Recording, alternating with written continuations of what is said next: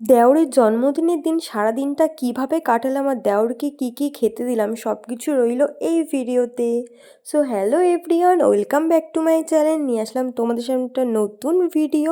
তো আজকে ছিল ভাইয়ের বার্থডে, তো ভাই আর আমি দুজন মিলে এখন একটু বেরোবো, কারণ ওর কিছু কেনাকাটা আছে সেই জন্য। সকাল সকাল চলে এসেছিলো আমাকে নিতে, আর আমিও তাড়াতাড়ি রেডি হয়েছিলাম ওর জন্য। তো দুজন মিলে বেরিয়ে পড়লাম, আর সেদিনের ওয়েদারটা কি বলবো, একদম বাজে ওয়েদার ছিল। সকাল সকাল বলতে তাও 12টা বেজে গেছিলো, আর 12টার সময়ও একটু রোদ্দুর ওঠেনি। ওর জন্মদিনের দিন সারাদিনই মনে হয় রোদ্দুর ওঠেনি। তো তারপরে চলে গেলাম আমরা একটা কেকের দোকানে, আর কেকের দোকানে গিয়ে আমাকে চুজ করতে বলছিল যে বৌদি কোন কেকটা নেব। তো আমরা এখানে দেখছিলাম কোনটা নেওয়া যায়, যেহেতু অনেক লোক ইনভাইট আছে, একটু বড় কেক নিলে ভালো হবে, সেই জন্য বড়টাই দেখছিলাম। বড় কেক দুটো ছিল, সেই কারণে আমাদেরকে দুটোর মধ্যে একটা চুজ করতে হতো। কিন্তু ছোট কেকগুলো সত্যি খুবই সুন্দর ছিল, ডেকোরেশনটাও দারুণ ছিল, কিন্তু ছোটটা তো নিতে পারবো না, বড়টাই নিতে হবে।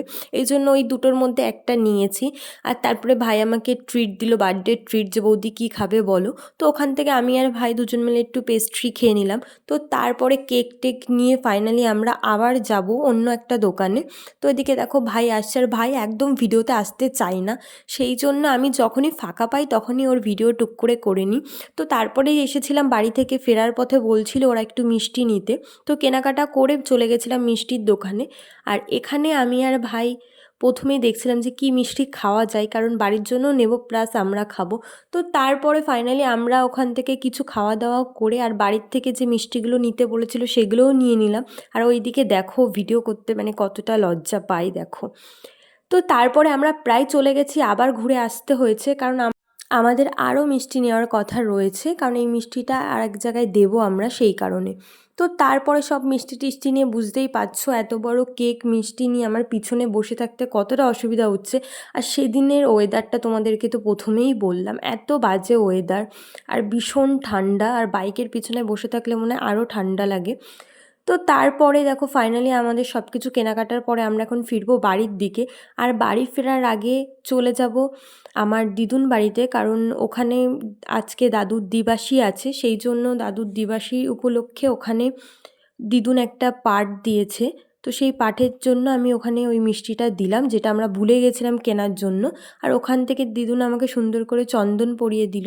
তো ফাইনালি চলে আসলাম বাড়িতে, আর এসে দেখো এদের রান্না বান্না সবাই শুরু করে দিয়েছে। আর এরা বাড়ির বউকে দিয়ে একদমই খাটাতে চায় না, আমি তো একমাত্র বউ এখনও, সেই জন্য আমাকে দিয়ে একদম কোনো কাজ করায় না, আমি শুধু ঘুরে ঘুরে উড়ে উড়ে বেড়াই। আর আমার সব শাশুড়ি মারা সবাই সমস্ত কাজ করে নেয়, আমাকে কোনো কাজ করতে এরা সত্যিই দেয় না, এত আমাকে ভালোবাসে। তো আমি চলে গেলাম, তাও রান্নাঘরে ওদেরকে বললাম কিছু হেল্প করবো কিনা, তো ওরা বললো যে লাগবে না, তুই চলে যা, ঘরটা একটু ছোটো করে ডেকোরেশন করে না। তো সেই জন্য আমি এখানে আমি বুনু আর দিদুন সবাই মিলে একটু বেলুন ফোলাচ্ছি, আর সেটা দিয়ে আমি ঘর ডেকোরেশনটা করব। আর এদিকে বুনুর অবস্থা দেখো, এত ঠান্ডা, আর আমি ওকে চাদর টাদর দিয়ে ঠিক করে ঢেকে দিচ্ছি, ও তো চাদর একদমই গায়ে রাখবে না। সো আমরা সবাই মিলে খুব মজা করছিলাম, আর বনুর সাথে ভীষণই মজা করছিলাম। আমি এক একটা করে বেলুন ফোলাচ্ছি, আর ও এক একটা করে গুনে গুনে সেগুলো সুন্দর করে ঠিক করে রেখে দিচ্ছে, সেই রাখাগুলোর দায়িত্ব ওর। তো ফাইনালি বেলুন টেলুন ফোলানোর পর আমি ঘরটা একটু ছোটো করে ডেকোরেশন করে নিলাম, সেটা তোমাদেরকে পরে দেখাবো। আর এদিকে চলে আসলাম আবার আমি একটু রান্নার দিকে, আর এদিকে প্রায় রান্না অলমোস্ট কমপ্লিটের দিকে। এই দেখো পিসি রান্না করছে, আমাদের মেন রাঁধুনি হচ্ছে পিসি, আর মা একটু হেল্প করে দিয়েছে। তো তারপরে দেখো আমি যে কাজটা করেছি, আমি এই রুমটা ছোট করে ডেকোরেশন করেছি, সেটা দেখে বোন কি বললো কেমন দেখাও, আবার ওরকম করে দেখাও, দারুণ, ওইটা বলতে হয়। ওর খুশি দেখে বুঝতে পেরেছো ও কতটা খুশি হয়েছে। আর এদিকে দেখো রান্নাবান্না অলমোস্ট পুরোপুরি কমপ্লিট, আমাদের মেন রাঁধুনি পিসি সব রান্নাবান্না নিজের হাতে একাই করেছে। যে কোনো অনুষ্ঠান হলে আমাদের বাড়িতে কোনো রান্নার লোক লাগে না ছোটোখাটোর মধ্যে, কারণ আমাদের বাড়িতে সবাই খুব রান্না ভালো পারে। তো তারপরে ভাইয়ের হলো কেক কাটিং।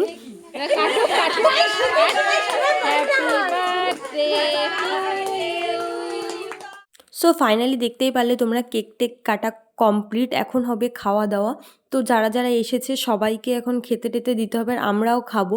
আর এদিকে আমার একটা মেন দায়িত্ব ছিল যে ভাইকে সুন্দর করে যে রান্নাগুলো হয়েছে সেগুলো পরিবেশন করা।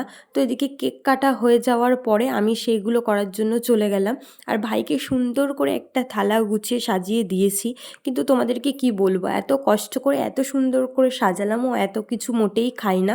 সেই জন্য বেছে বেছে একটা শসা খেয়েছে, আর ও সবার মতো নিজেও বসে খেয়েছে সবার সাথে। এইভাবে ও খায়নি, জাস্ট এটা ডেকোরেশন করে ওকে দিয়েছি, একটু তুলে খেয়েছে ও।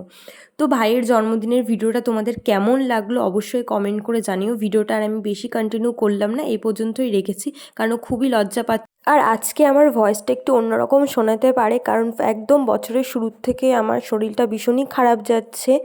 বছরের শুরু থেকে আমার একটার পর একটা লেগেই আছে, আমার শরীরটা ভীষণই খারাপ, সেই কারণে ভয়েসটা দিতেও আমার খুবই কষ্ট হচ্ছে। এই জন্য তোমরা আমার ভয়েসটা একটু অ্যাডজাস্ট করে নিও। তো আর ভিডিওটা কেমন লাগলো অবশ্যই কমেন্ট করে জানিও, ভালো লাগলে লাইক কমেন্ট শেয়ার অবশ্যই করো।